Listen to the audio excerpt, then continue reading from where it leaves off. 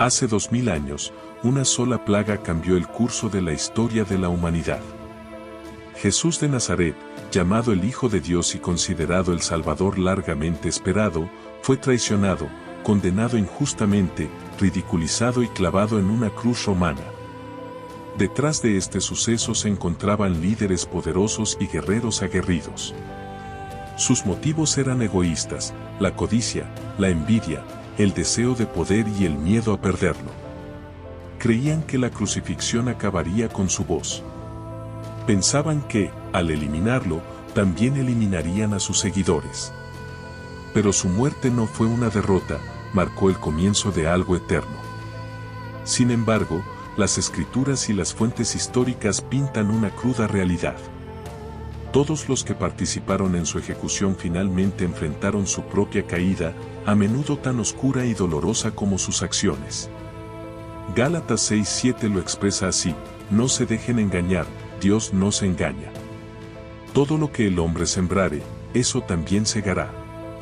Hoy exploramos la Biblia, la evidencia histórica y los documentos de la iglesia primitiva para descubrir el terrible destino de quienes participaron en la muerte de Jesús y la increíble misericordia que les quedó disponible. Si valoras aprender la verdad directamente de la palabra de Dios, quédate con nosotros hasta el final. No olvides darle me gusta, suscribirte al canal para recibir nuevos mensajes bíblicos y compartir el video para que otros también puedan aprender la verdad. Y en los comentarios, escribe si aceptas la misericordia de Dios o eliges enfrentar su justicia. Comencemos. Primero, Judas Iscariote, el que lo traicionó. Su nombre se ha convertido en sinónimo de traición. Fue uno de los 12 a quienes Jesús llamó personalmente a seguirlo. Judas vivió cerca de Jesús. Comió en la misma mesa con él. Recorrió ciudades y presenció milagros. Los ciegos recuperaron la vista, los leprosos fueron sanados, los muertos volvieron a la vida. Escuchó personalmente el sermón del monte, vio a Jesús calmar una tormenta con una sola palabra, ayudó a distribuir pan milagrosamente para alimentar a miles, y aún así eligió traicionarlo. Mateo 26, 14-15 dice: entonces uno de los 12, llamado Judas Iscariote, fue a los principales sacerdotes y les dijo: ¿qué me darán si se lo entrego? Le ofrecieron 30 piezas de plata. Esta suma es solo el precio de un esclavo, como se indica en Éxodo 21:32. Por menos del precio de un burro, Judas traicionó al Salvador del mundo. Los evangelios revelan su verdadera naturaleza. Juan 12:6 dijo esto no porque se preocupara por los pobres, sino porque era un ladrón. Guardaba la bolsa del dinero y robaba de ella. La avaricia hacía tiempo que se había apoderado de su corazón, convirtiéndolo en presa fácil. Lucas 22:3 dice: Satanás entró en Judas, llamado Iscariote. En el huerto de Getsemaní, al amparo de la noche, Judas dirigió a una multitud de hombres armados y sirvientes del templo. ¿Cómo indicó a cuál de ellos? A Jesús. Con un beso. Lucas 22, 47-48. Mientras Jesús aún hablaba, la multitud se acercó, y Judas, uno de los 12, se puso delante de ellos. Se acercó a Jesús para besarlo. Jesús le dijo: Judas, con un beso traicionas al Hijo del Hombre. La traición fue completa. Pero cuando Judas se dio cuenta de que Jesús había sido condenado, la comprensión de lo que había hecho lo abrumó. Mateo 27:33. Entonces Judas, el que lo había traicionado, al ver que Jesús había sido condenado, se arrepintió y devolvió las 30 piezas de plata a los principales sacerdotes y a los ancianos, diciendo: he pecado entregando sangre inocente. Respondieron: ¿qué nos importa? Véanlo ustedes mismos. Tiró el dinero en el templo, se fue y se suicidó. Los mismos líderes religiosos a los que había ayudado se negaron a ayudarlo. El dinero que había recibido por su traición se esparció por el suelo del templo, inútil, incapaz de traer paz a su alma. Destrozado por la culpa y la desesperación, Judas se ahorcó. Pero el libro de los Hechos añade otro detalle, Hechos 1:18. Con el dinero que había recibido, compró un terreno y, al caer, se estrelló y sus entrañas se derramaron. La tradición dice que se ahorcó al borde de un acantilado, más tarde llamado Akeldama, el campo de sangre. Quizás la cuerda se rompió o una rama se quebró, y su cuerpo cayó y se estrelló contra las rocas. Los sacerdotes, no queriendo quedarse con el dinero de la sangre, compraron ese mismo terreno con él. Así se cumplió la profecía de Zacarías 11:13, y el Señor me dijo, echa esto al alfarero, el excelente precio con que me han tasado. Entonces tomé las 30 piezas de plata y las arrojé a la casa del alfarero. Judas terminó amargamente, rechazado, olvidado por aquellos a quienes servía y ligado para siempre a la traición. Incluso en su traición, Jesús lo llamó amigo, pero Judas se apartó de ese favor. Su historia es un poderoso recordatorio. Puedes caminar junto a Jesús, escuchar su voz, ver sus milagros y aún así perderte si tu corazón no es completamente suyo. A continuación, llegamos a la segunda figura, Caifás, el sumo sacerdote que condenó a Jesús. Caifás ocupaba el cargo religioso más alto en Israel en ese momento. Vestía las vestiduras de autoridad, estaba en el templo como representante espiritual del pueblo y era responsable de dirigir la nación. Pero la noche en que Jesús fue arrestado, Caifás eligió el poder sobre la verdad. Usó su posición para ejecutarlo. Juan 11, 49, 50 dice, uno de ellos llamado Caifás, que era el sumo sacerdote ese año, dijo, no entienden nada, ¿no es mejor que un hombre muera por la nación, y no que toda la nación perezca? Para Caifás, Jesús no cumplió las Escrituras. Lo vio como una amenaza, alguien que podía destruir la frágil alianza entre los líderes judíos y las autoridades romanas. Milagros, multitudes, la audaz afirmación de ser el Hijo de Dios, todo esto desafió la autoridad de Caifás. Así que comenzó a actuar en secreto. Los evangelios dicen que los líderes religiosos buscaban una forma astuta de arrestar a Jesús y ejecutarlo. Cuando Judas ofreció su ayuda, Caifás aprovechó la oportunidad. En el silencio de la noche, violando muchas normas de la ley judía, Caifás convocó un concilio conocido como el Sanedrín. Este juicio distaba mucho de ser justo. Fue una perversión de la justicia. Los falsos testigos invitados ni siquiera pudieron ponerse de acuerdo en su testimonio. Pero Caifás no se detuvo. En Mateo 26, 63-66 leemos, el sumo sacerdote le dijo, te conjuro por el Dios vivo que nos digas si eres tú el Cristo, el Hijo de Dios. Jesús respondió, tú mismo lo has dicho, pero yo te digo que desde ahora verás al Hijo del Hombre sentado a la diestra del poder y viniendo sobre las nubes del cielo. Entonces el sumo sacerdote rasgó sus vestiduras y dijo, ha blasfemado. ¿Qué más testigos necesitamos? Ustedes mismos oyeron la blasfemia. ¿Cuál es su decisión? Respondieron, es digno de muerte. Caifás mismo rasgó las vestiduras sagradas y tomó la decisión final, Jesús debe ser ejecutado. Por la mañana, fue entregado al gobernador romano Pilato, al mediodía, ya estaba clavado en la cruz. ¿Pero qué fue de Caifás después de esto? Las Escrituras no hablan de su fin, pero el historiador Josefo nos da información. Escribe que solo unos años después Caifás fue destituido de su cargo por un funcionario romano llamado Vitelio. El hombre que una vez ostentó la máxima autoridad espiritual en Israel, de repente, se convirtió en un don nadie. Al perder su título, también perdió su influencia. Fuentes antiguas relatan que pasó el resto de su vida en desgracia. Algunos afirman que la vergüenza fue insoportable y que se suicidó. Otros dicen que enfermó y que su nombre se convirtió en una maldición entre el pueblo. Sin embargo, fue él quien recibió el encargo de defender la ley de Dios, guiar al pueblo y cumplir con los deberes del sumo sacerdote. Pero cuando el verdadero sumo sacerdote se presentó ante él, Caifás lo declaró culpable, y por lo tanto, su legado no es la verdad, sino la vergüenza. Ayudó a condenar a muerte a quien era la verdad misma.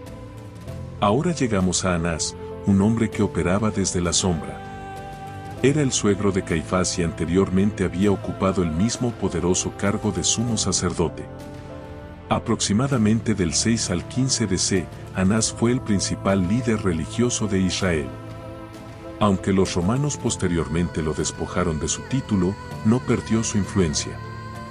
Juan 18:13 dice, luego llevaron a Jesús primeramente a Anás, porque era suegro de Caifás, quien era sumo sacerdote ese año.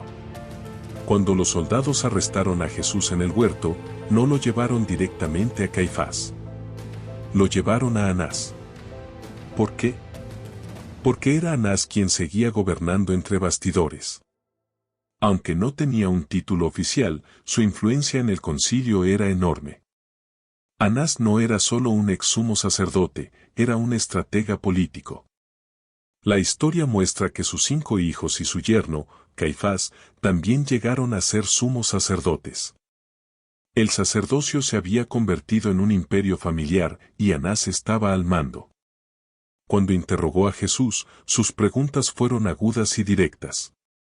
Juan 18:19 dice, el sumo sacerdote le preguntó a Jesús acerca de sus discípulos y de su enseñanza, pero a Anás no le interesaba la verdad. Quería tener una excusa para acusar. Jesús respondió con calma, siempre he hablado abiertamente. Enseñé en las sinagogas y en el templo, donde se reúne la gente. ¿Por qué me preguntas a mí? Pregúntaselo a quienes me oyeron. Juan 18:20-21. Esta no era la respuesta que Anás quería oír. Tras una breve pero tensa conversación, envió a Jesús, atado, ante Caifás para un juicio formal. La Biblia no relata cómo terminó la vida de Anás, pero la historia y la tradición ofrecen pistas. Cuando estalló la guerra entre los judíos y los romanos en el año 66 después de Cristo, la familia de Anás aún poseía riqueza y poder en Jerusalén. Pero solo 4 años después, en el año 70 después de Cristo, las legiones romanas rodearon la ciudad. El hambre, la violencia y la rebelión asolaron al pueblo. El templo, símbolo del poder sacerdotal, fue incendiado. Las primeras fuentes cristianas sugieren que Anás no sobrevivió a este horror. Algunos dicen que murió durante el asedio. Otros dicen que murió en una lucha interna. Sus tesoros fueron confiscados, su influencia se desvaneció y su familia fue destruida. El hombre que una vez estuvo a la cabeza de la élite espiritual murió entre las cenizas de la ciudad que había intentado controlar. El que primero interrogó al Mesías nunca vio al verdadero sumo sacerdote, glorificado en el cielo. Anás dejó una advertencia. Se puede ejercer poder sobre las cosas sagradas y, sin embargo, nunca conocer al Dios que las rige. Ahora llegamos a Poncio Pilato, el gobernador romano que intentó distanciarse de la decisión. Pilato fue el 5º prefecto designado para gobernar Judea, elegido por el emperador Tiberio para supervisar una región plagada de tensión religiosa. Residía en la ciudad costera de Cesarea, pero viajaba a Jerusalén para las festividades principales y mantener el orden. Su reinado fue turbulento. Fuentes antiguas lo describen como cruel, testarudo e irrespetuoso con la fe judía. Filón de Alejandría, filósofo judío de la época, escribió que Pilato era avaricioso, conocido por su crueldad, robo, violencia, ejecuciones arbitrarias y extrajudiciales. Así, el día del juicio de Jesús, Pilato se enfrentó a la decisión más importante de su vida. Los líderes religiosos lo llevaron ante él con acusaciones, pero Pilato comprendió su esencia. Vio claramente que la envidia y la política estaban en juego. Juan 18:33, 36 y 37 registran parte de su conversación. Pilato volvió a entrar en la antesala y llamó a Jesús, tú, el rey de los judíos. Jesús respondió, mi reino no es de este mundo. Yo nací para decir la verdad. Pilato se sintió incómodo. En los Evangelios, declara a Jesús inocente 3 veces. En Lucas 23:22, dice, ¿por qué? ¿Qué mal ha hecho? No encuentro en él ningún delito que merezca la muerte. Lo castigaré y lo soltaré. Pero la gente no se tranquilizó. Los líderes religiosos incitaron a la multitud, que comenzó a gritar cada vez más fuerte, «¡Crucifícalo! ¡Crucifícalo!». Cuando Pilato supo que Jesús se llamaba a sí mismo el Hijo de Dios, como dice Juan 19:8, se asustó aún más. Pilato se encontró en una encrucijada. Temía ejecutar a alguien a quien consideraba inocente, pero también temía una rebelión que pudiera arruinar su carrera política. Los sumos sacerdotes aumentaron la presión. En Juan 19:12, declararon, «Si sueltas a este hombre, no eres amigo del César». Todo el que se dice rey se opone al César. Resistir al César significaba el exilio o incluso la muerte. Pilato no lo soportó. Mateo 27:24 dice, al ver que no lo justificaba, no lo condenó. Se dictó sentencia. Jesús fue golpeado, burlado y enviado a la ejecución. La Biblia no relata qué le sucedió a Pilato posteriormente, pero la historia completa los detalles. Según Eusebio, el escritor cristiano primitivo, el reinado de Pilato terminó en desgracia. Alrededor del año 36 después de Cristo, tras fracasar en su intento de contener otra rebelión, el emperador Tiberio lo convocó a Roma. Pero antes de que pudiera comenzar el juicio, Tiberio falleció. El nuevo emperador, Calígula, destituyó a Pilato de su cargo y lo envió al exilio en la Galia, la actual Francia. Eusebio escribe que, abrumado por la vergüenza y la desesperación, Pilato se suicidó. Otras fuentes afirman que el propio imperio lo ejecutó. En cualquier caso, el final de Pilato fue sombrío e ignominioso. Su nombre está ligado para siempre a esa única y trascendental decisión. Hasta el día de hoy, los cristianos lo recuerdan en el Credo de los Apóstoles. Padeció bajo el poder de Poncio y Pilato, fue crucificado, murió y fue sepultado. La muerte de Pilato no se debió a la ignorancia, sino a la indecisión. Vio la verdad, habló con Jesús y, aún así, eligió una carrera de justicia. Su vida enseña una lección importante, el silencio ante la verdad también es una elección. Y esta elección puede permanecer para siempre. Ahora pasamos a la figura número 5, Herodes Antipas, el rey que se burló. Herodes Antipas era hijo de Herodes el Grande, el mismo gobernante que ordenó la matanza de los niños en Belén tras el nacimiento de Jesús. Antipas heredó parte de los dominios de su padre y gobernó Galilea y el Pireo como tetrarca. Fue él quien arrestó a Juan el Bautista y posteriormente ordenó su ejecución. Marcos 6, 27-28 lo confirma. Lucas 23, 8-11 describe otro episodio. Los líderes religiosos acusaban furiosamente a Jesús. Herodes y sus soldados lo trataron con desprecio, se burlaron de él, lo vistieron con ropas espléndidas y lo enviaron de vuelta ante Pilato. Para Herodes, Jesús no era un salvador al que adorar. Era simplemente una distracción. Cuando Jesús no realizó los milagros que exigía, Herodes se unió a la burla. Lo vistieron con ropas reales y se rieron de la idea de que este hombre tranquilo pudiera ser rey. Esto no era solo una burla, era un rechazo total tanto del reino de Jesús como de la gracia que lo precedía.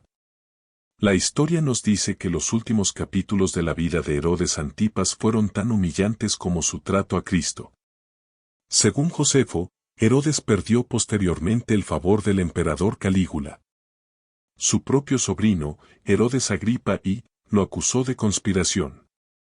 Como resultado, el emperador lo despojó de sus títulos y propiedades. Él y su esposa, Herodías, fueron exiliados a la Galia, la actual Francia. Lejos del lujo de la corte galilea, Herodes terminó su vida en el exilio, deshonrado y olvidado.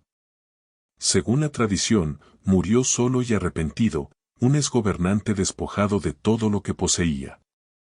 Herodes Antipas tuvo la oportunidad de escuchar a Juan el Bautista y escuchar la verdad del propio Jesús. En cambio, silenció al profeta y se burló del rey. Finalmente, la corona, que se negó a entregar voluntariamente, le fue arrebatada por la fuerza. Ahora llegamos al sexto grupo, los soldados romanos. Estos eran guerreros, veteranos combatientes de las legiones imperiales. Habían llevado a cabo crucifixiones muchas veces.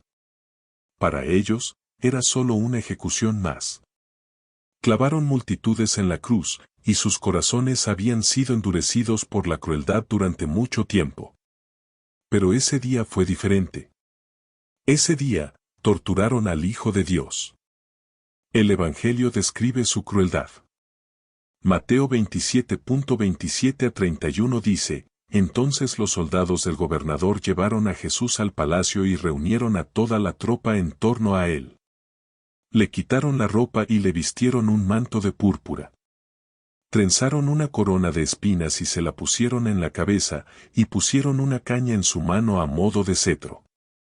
Se inclinaron ante él en una reverencia fingida y lo insultaron, «Salve, Rey de los judíos».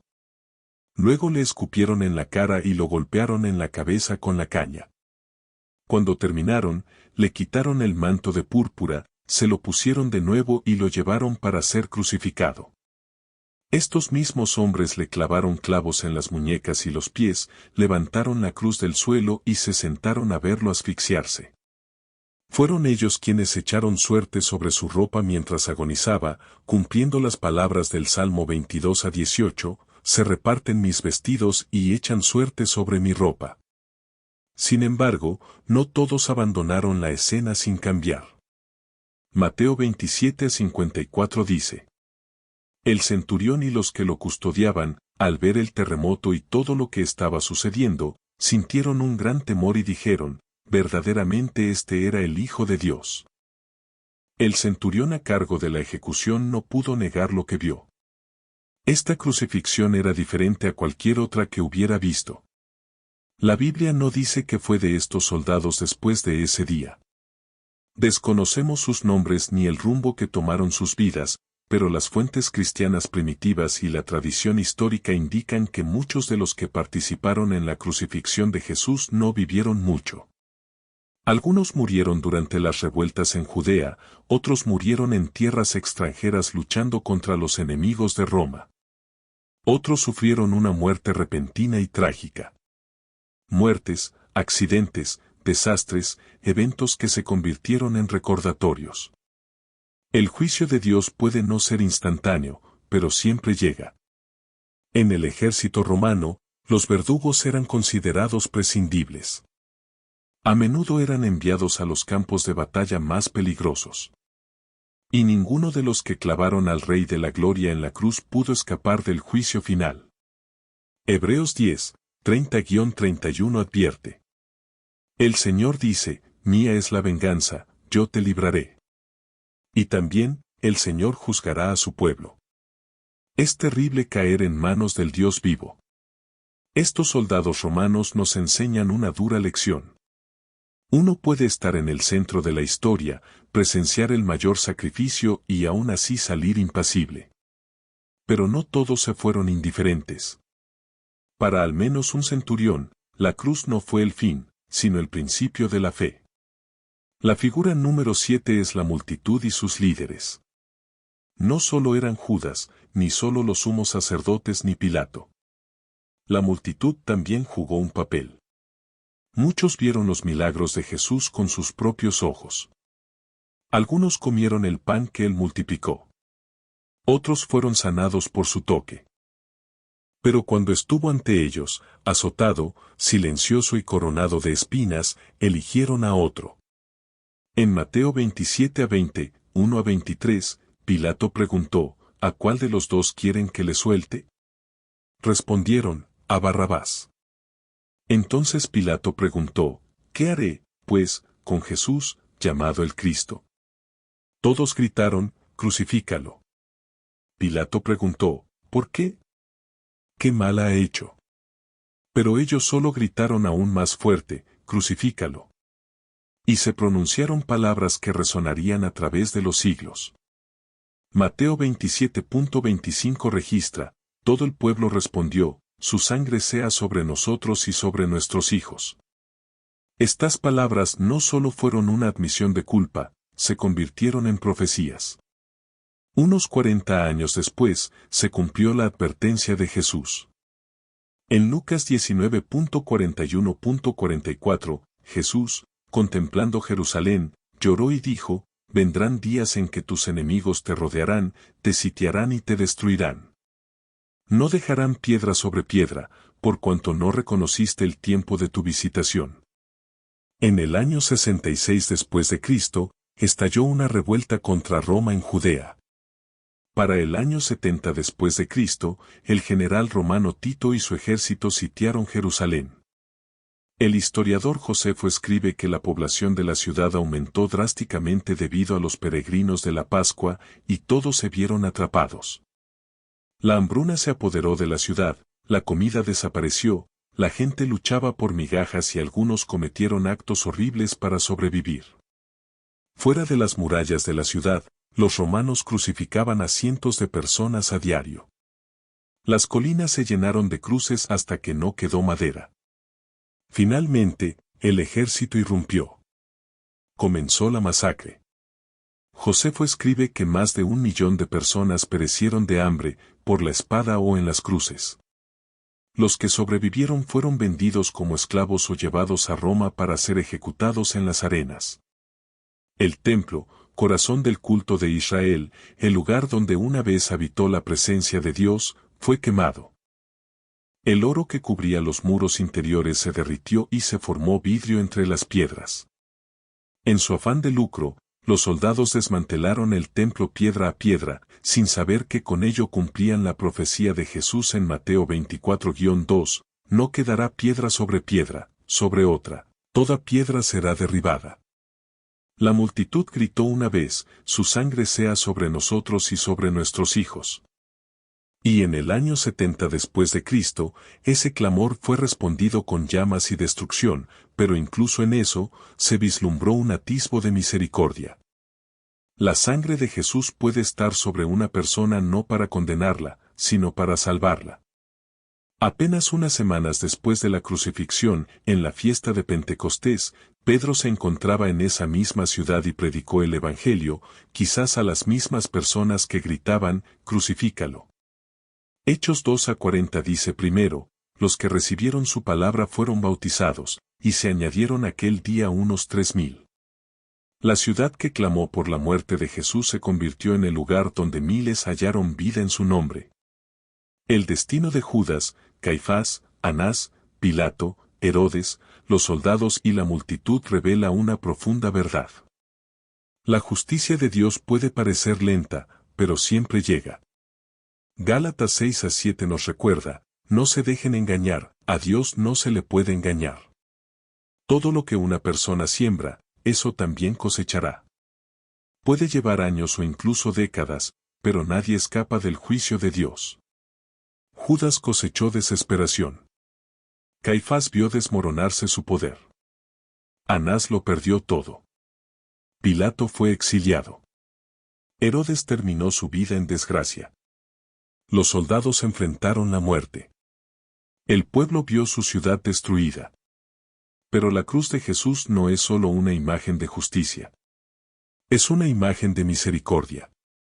Incluso colgado en la cruz, sangrando, asfixiándose, rodeado de odio, Jesús miró a quienes lo habían lastimado y oró por ellos. Lucas 23:34 registra sus palabras, «Padre, perdónalos, porque no saben lo que hacen». Piensa, fue por quienes lo golpearon, lo escupieron, se burlaron de él, lo clavaron en un madero, fue por ellos que oró. Y esta oración no fue en vano. Incluso después de la resurrección y el regreso al cielo, el libro de los Hechos revela algo asombroso. Hechos 6:7 nos dice, la palabra de Dios se difundió y el número de discípulos en Jerusalén creció rápidamente. Incluso muchos sacerdotes creyeron y obedecieron la verdad. Algunos de los líderes religiosos que una vez se opusieron a Jesús finalmente se inclinaron ante él. Y en la cruz misma, un oficial romano, quizás el que dio la orden de levantar la cruz, quedó profundamente conmocionado por lo que vio. En Lucas 23:47, dijo, verdaderamente este era un hombre justo. Y Mateo añade, verdaderamente era el Hijo de Dios. El juicio de Dios ha llegado, pero también su misericordia, ofrecida libremente a todos los que se vuelvan a Él. Y esa invitación sigue abierta, incluso ahora. Quienes crucificaron a Jesús pensaron que habían detenido su misión. De hecho, la pusieron fin. Intentaron silenciarlo, pero en cambio, su mensaje resuena a lo largo de la historia. Todo imperio que intentó reprimirlo ha desaparecido. Todo gobernante que intentó borrar su nombre ha caído en el olvido hace mucho tiempo. Pero el nombre de Jesús aún resuena en todos los idiomas del mundo. Las vidas y muertes de aquellos de quienes hablamos nos recuerdan una verdad crucial: cada persona comparecerá algún día ante el juez del universo. Hebreos 9:27 dice, está establecido que los hombres mueran una sola vez, y después de esto el juicio. Amigo, un día llegará tu momento. No esperes a que sea demasiado tarde. No llegues a ese día cargando con la culpa de haber rechazado al Hijo de Dios. No arriesgues tu eternidad. Aquellos de quienes hablamos en este video pospusieron decisiones, algunos hasta su último aliento. Pero tú no tienes que repetir su error. Puedes recurrir a Jesús ahora, postrarte a sus pies y aceptar su misericordia mientras aún esté disponible. El mismo Jesús que oró por sus enemigos durante la crucifixión intercede por ti hoy. La misma gracia que recibió al ladrón moribundo en la cruz puede recibirte ahora mismo. Solo te pide que te acerques a Él con sinceridad, plenitud y sin vacilación. Si este mensaje te conmovió, dale, me gusta, compártelo con alguien que necesite escucharlo y suscríbete para recibir más enseñanzas de la palabra de Dios. Y recuerda siempre, el juicio de Dios es inevitable, pero su misericordia también está disponible para todo aquel que se acerca a Él. Salom y nos vemos en el próximo video.